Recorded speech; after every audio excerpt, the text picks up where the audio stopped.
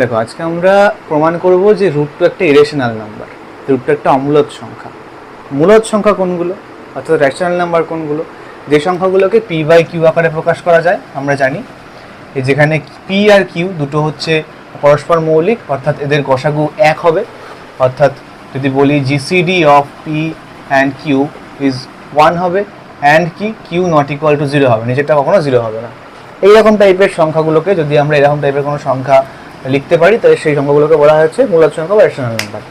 তাহলে আমাদের দেখাতে হবে যে √2 একটা ইরেশনাল নাম্বার। তাহলে ধরে নিচ্ছি, ধরি √2 ইজ রেশনাল। রেশনাল ধরে নিয়ে আমরা এটা নয় প্রমাণ করব, তাহলেই তো রেশনাল প্রমাণ করতে পারবো। তাহলে √2 যদি রেশনাল হয়, তাহলে √2 কে নিশ্চয়ই p/q আকারে প্রকাশ করা যাবে, যেখানে q নট ইকুয়ালস টু 0। তাহলে এখান থেকে পেয়ে যাচ্ছি 2 ইকুয়ালস টু p²/q², যদি দুদিকে বর্গ করি। এখান থেকে পেয়ে যাচ্ছি 2q² ইকুয়ালস টু p², অর্থাৎ p² 2 এর গুণিতক। p² is multiple of 2, R p² যদি 2 এর গুণিতক হয়, তাহলে p ও 2 এর গুণিতক হবে।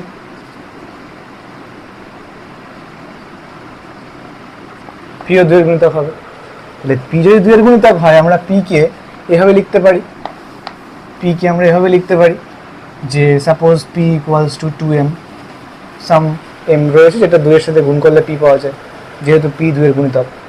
তাহলে এই লাইন থেকে আমরা করতে পারবো p² ইকুয়ালস টু 4m²। এই p² এর যে মানটা পেলাম, সেটা আমরা যদি এই লাইনে বসিয়ে দিই, তাহলে কি পাচ্ছি?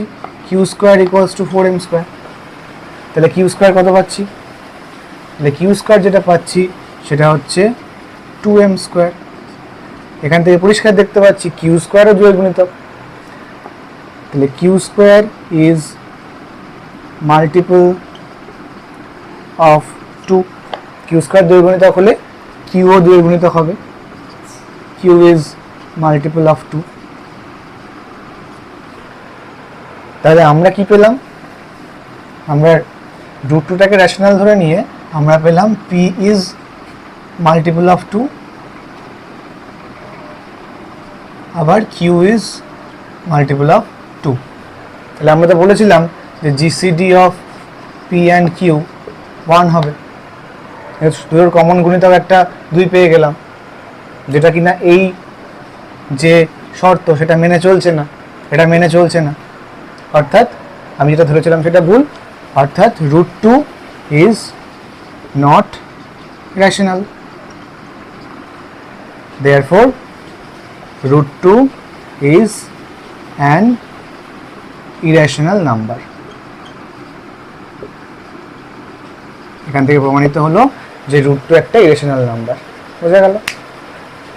এইভাবে প্রমাণ করতে হবে।